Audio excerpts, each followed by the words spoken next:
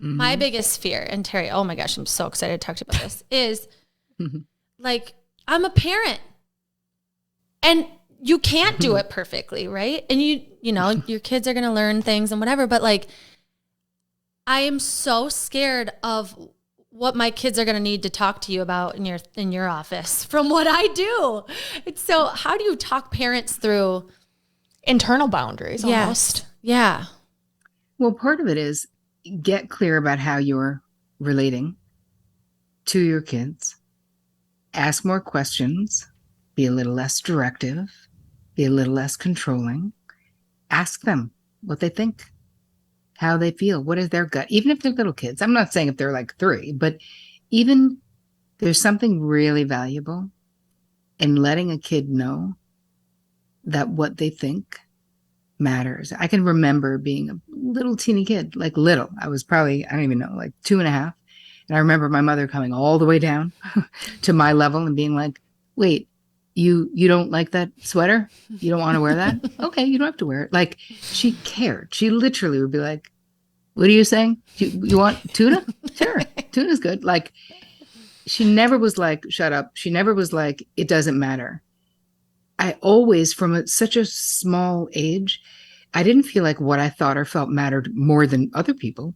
I just knew it mattered to her, and therefore it should matter to the people who are lucky enough to be in the VIP section of my life. And so with kids, talking, asking, talking about things you're not interested in. I remember when I inherited children, one of my sons was like, couldn't stop talking about cars. And he was like, wanted to talk about rims. And I remember saying to my therapist, like, oh God, who cares? Like, why? And she's like, Terri, he's trying to relate to you. Talk about rims. Find out about it. Go get a car magazine. What the hell's wrong? You know, I mean, she was totally like, duh. He doesn't really want to talk about rims. He's trying to connect with you. And why does he's 13 and you're a grown up? Why does it got to be on crap you're interested in? I was like, oh my God, what an amazing point. And what the hell is wrong with me?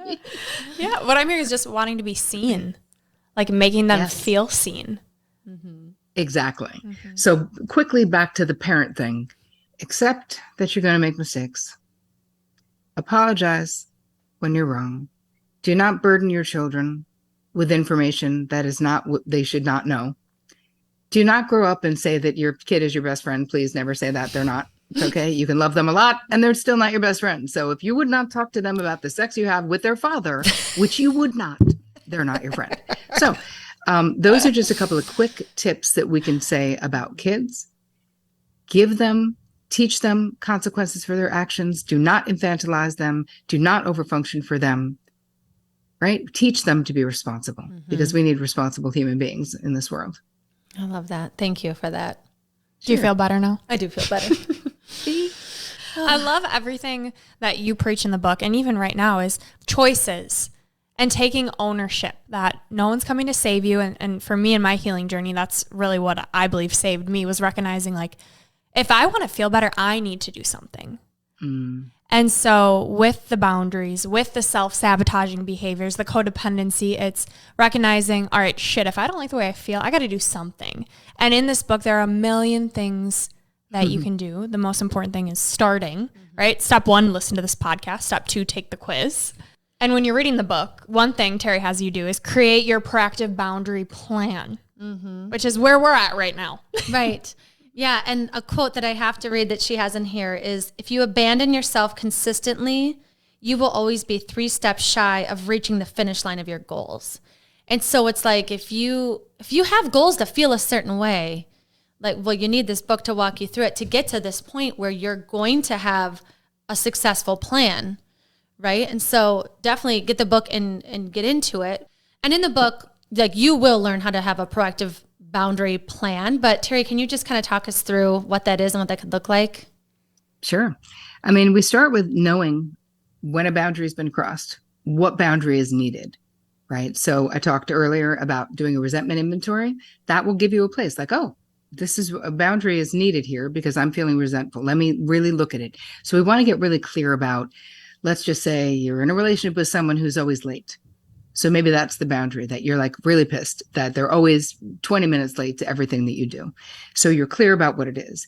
Now you want to make sure that you're figuring out the best time to talk to the person. So we don't just like, ambush them like at work right before they're about to give a talk, or we plan strategically. If you know that your person is not a morning person, you're not going to jump out of bed and be like, let's talk about boundaries. Like, that's not happening. So we're smart about when we're going to talk to them. We also know the players in our lives. So we know how best to approach them, basically. And then we move into coming up with a script. So in the book, there's a whole entire chapter that's just scripts, and there's scripts throughout the entire thing. But in this chapter where you're learning about proactive boundary success plans, there's all of these choices of like sentence starters.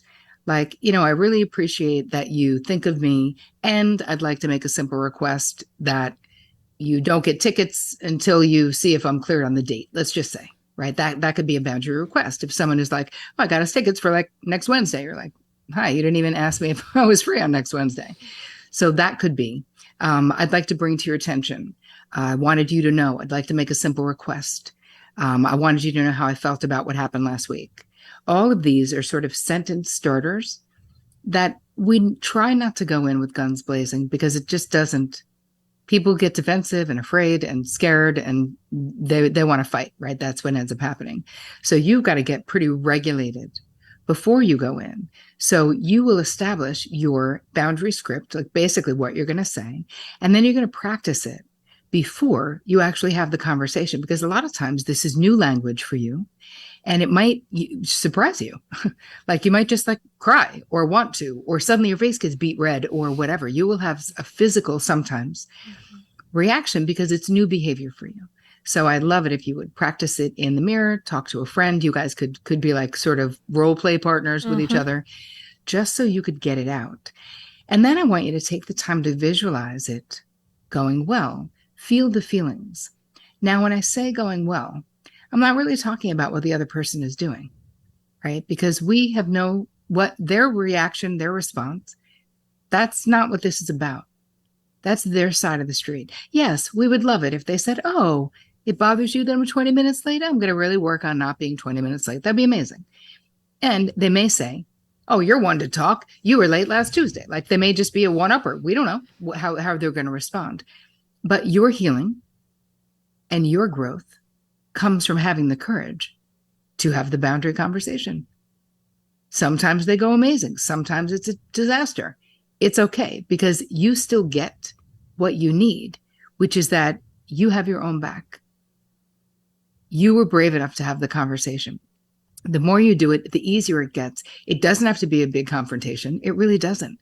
And you're not going to set it up that way. When you learn how to do a proactive boundary success plan, you don't set it up to be like, we have to talk. Because like nobody wants to talk to you ever when you say that. You know what I mean? Like instead of setting it up so that it's explosive and a problem and I'm mad, we're neutral, pleasant phase. We're just saying it. We're just starting to say what is true.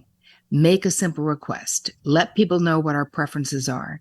It will become so natural, so quickly to you as you're doing it. And yes, it is a process. So that's walking you through the proactive boundary success plan. That's so good. And the fact that you have scripts and situations that people can go to. So you want to buy this book so that you can come back to it, because you're going to need to set boundaries the rest of your life. Yeah, exactly. It's literally not like a one and done thing. People can get the book at boundarybossbook.com, and all of the bonuses are still there, just because I want you to have everything. You have access forever. And they can follow you on social media and get even more of you, which you are such a joy to follow. Your video yesterday of jumping on the trampoline and go move your ass. I was like, yes, I love this woman. So where can people follow you?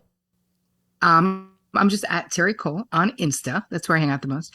I have actually a great group on Facebook, which is just for women, and it's called Real Love Revolution with Terri Cole. It's free. Lots of conversations and good stuff happening in there. I have a podcast called The Terri Cole Show. I have a YouTube channel with like 450 free videos for people. So if anyone really wants to do this work, I've put out so much free, high quality stuff. And if you can't afford this book, you can probably get it in your library, because I had a whole campaign to get it into Braze because I wanted everyone to be able to read this book. Like mental wellness is for everyone, no matter how much money you do or don't have, you know? Oh, so important to make it accessible. It's very affordable too. And I just sent a copy to Japan to my friend. She needs the book too. Yeah, everybody needs this book. Well, before we get even more gold from you and jump into our 3 gold stars, we just want to thank you so much for your valuable time, your knowledge, your wisdom. You have changed our lives for the better, and thousands and thousands and thousands of millions. We're so grateful for you. So thank you. Yes. Thank you You're so welcome. Thank you for, something we didn't even say is you were this person that needed this book. You were on the path of needing all of the words that are in here yourself. So you've walked the walk. Like you're not just this expert, like, I know how to do it. Listen to me. You're like, no, I needed to do this from the ground up too. And so it's so nice to feel like you're like holding your hand. Like if someone doing this with you, it doesn't feel so like overwhelming the way that you wrote it. So thank you. Oh, you're welcome. I'm so glad you guys love it. Yes. All right. And next up, we have our 3 gold stars for our listeners. So your 3 takeaways that you think everybody needs to hear. Learn how to say no. That's the first one, is that it's okay. Stop the auto yes. That would be number 1, where buy time, right? You don't have to immediately start saying no, but how about just buy time? If we could just eliminate the insta yes, that would be really helpful.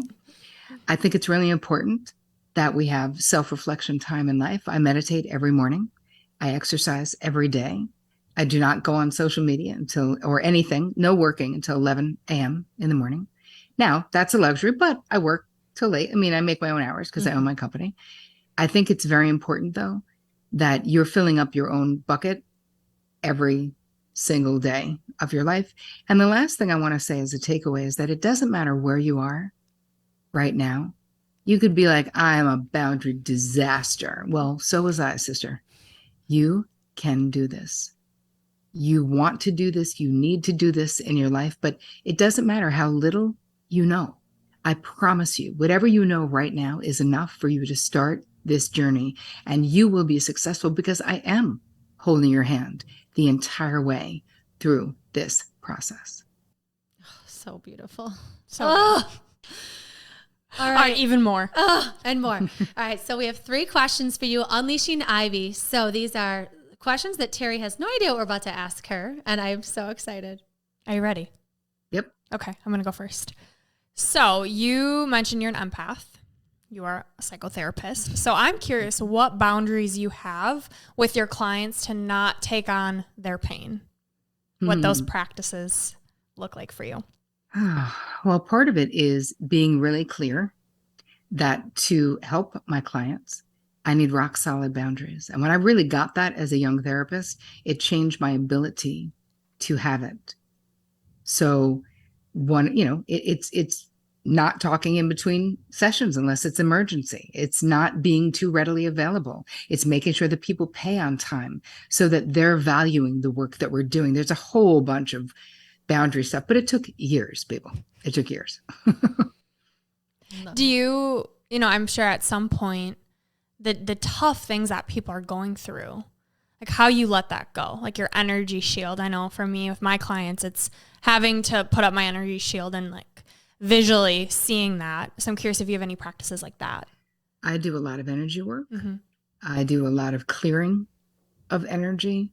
I use a lot of water with clearing. I take, this witch's brew kind of bath, which has a lot of just stuff in it that clears energy. I zip up my energy. So the energy work I do before I start seeing clients or before I give the big talk or anything is I'm zipping up my energy. I'm weaving my aura. I'm making sure there's no holes in my aura. I have an energy. One of my best friends is this brilliant energy medicine expert. So she helps me as well. But it's a real thing. And if you don't know anything about it, I don't talk about it that much. It's interesting you guys ask me, but because, some people are like, energy work, what? And my feeling is, I don't care. Like, I don't care what anyone else thinks about it. I include this in all of my courses because I share clients with, her name is Lara Riggio, LaraRiggio.com. And she's got tons of free, amazing stuff out there as well. But I have this in all of my courses. I include it as an element because it's so important, because so many people in my crew are empaths and highly sensitive people, and they're just wide open. It's like being a house with no door. Energy work is like a door. Yes, I love that. Thank you for sharing. Yeah, that's awesome. Now I want to go, like I'm going back and forth on the question I want to ask. Go with your gut. Be decisive, Terri Cole says. Okay. All right. Mine is a question for my own benefit. I'm going for it. I have a tendency to divulge way too much information, way too fast. I want the instant connection. And I beat myself above my head. Like, why did I tell them all those things? I just met them, you know? Mm-hmm. And so I'm curious, because you hinted at it in the book, what this might be trying to do or serving. But I'm just curious your take on why you think I do this and how I can try and improve this behavior that I have. It's very common, so you're not alone. So it's like this desire for connection, and the wires are crossed, right? There's a crossed wire that tells you compulsively that in sharing this, you're making a connection. But then you feel like a hangover afterwards. You have a vulnerability hangover. You're like, why did I not protect myself with this idiot I just met? Like, I do not understand why I did that. So part of it is be proactive. When you go out, when you meet people, remind yourself, hey, real friendships and real intimacy is built only over time after people give you evidence that they're emotionally trustworthy folks, right? After you give them evidence that you're an emotionally trustworthy person. You don't need to confess your deepest, darkest, and it is not intimacy. So part of it is setting yourself up to succeed. Don't beat yourself up. Don't be mean to my friend Andrea. Be kind. Understand that there's really good reasons why you do it. But if you want to stop doing it, get proactive and remind yourself. You can have a little card in your purse that says less is more, right? Put a little lavender on it. Take it out when you're with new people. Take a little sniff, put it back in. Remind yourself. That's what we do. Think about how we treat kids we love. We're like, hey, babe, come back in. You need more sunscreen. Come back in. No, we don't just let them go out and roast in the sun. We don't just let them, it's freezing. Like, I don't want to wear a hat. You're like, I don't care. It's -10. You're putting a hat on. Do the same for yourself, right? This is like reparenting. We are sort of mothering or parenting ourselves, but with kindness. And it's kind of fun. If you have a little card, it's almost like there's a little like inside joke with yourself, but you're doing it lovingly, not meanly or punitively, and understand there's a need and really look at what is that need that is you feel like is going to be met. In doing that. It's unconscious because consciously it is not going to be met. So start journaling about that. Like, where did I see this? Why is this familiar to me? Where have I felt like this before? And just let yourself free write and see what comes out. I love that. Thank you. I love that idea. Even less is more. Saying that in my head too. And having those reminders when you are in those situations. Like I'm even thinking about being in a social situation where I don't want to drink, but then I get there and then it's habitual. And so to stop yourself, to have that reminder, we talk about that with clients with forming new habits all the time. Yep. Same idea. But for you, then your go-to drink is going to be Cranberry and Club. So you have to say, when I'm going there, before you go, say what I'm drinking tonight is, maybe you don't like that. Pick something else that's not alcoholic, but just say, but have it in your mind. Cranberry and Club. It kind of looks like a drink. People don't even notice. You don't have to feel weird if that's part of the thing. And just get there and order your first Cranberry and Club and see how you feel. It's always the first thing, And it's like, what is the secondary gain, of course, of slipping into getting a real drink? Secondary gain is not feeling the way you don't want to feel, which is socially anxious. But you know what? A little bit of anxiety is not going to kill you, babe. Yeah. No, I love that you said that because when I was in my healing journey at a bachelorette party, I couldn't drink because of the medication I was on. And what I noticed was the pregame while we're getting ready, that's where the anxiety was. And that's what I wanted it the most. And the minute I was past that and just sat with that discomfort and recognized it, I was like, I'm fine. I'm having way more fun like being here and dancing and remembering it. So great advice. Yes. Thank you. All right. Our last question. What is one thing you wish you would have known sooner? Maybe just that it all works out. That like the things that I thought in my youth, my 20s, my teens, my 30s even, that were like life and death, like, oh my God, failure is not an option. I was so afraid. And it was like, you know what? It all works out. Like you're so much more resilient than you know. Like you're not fragile at all. And you guys are not fragile. And nobody listening, we're really not, you know? And if I'd known that, I think I would have stressed a lot less and I would have taken more risks. Not worked harder because I worked like a beast, but taken more risks and realized that even if it didn't work out, I'd be okay. That self-trust is what I'm hearing. Mm-hmm. Oh, thank you. Thank you. Thank you, Terri. You are such a unique, like loving, but badass, like ball of energy that we just needed so badly. I'm so happy for your time today and can't wait to see what you create with this new book. I'm going to buy it the second it comes out. But we always send our listeners off with a piece of gold. So a quote that speaks to you. Would you like to share yours? Sure.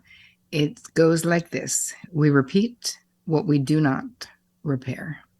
And that is by a woman named, what's her name? Christine Langley.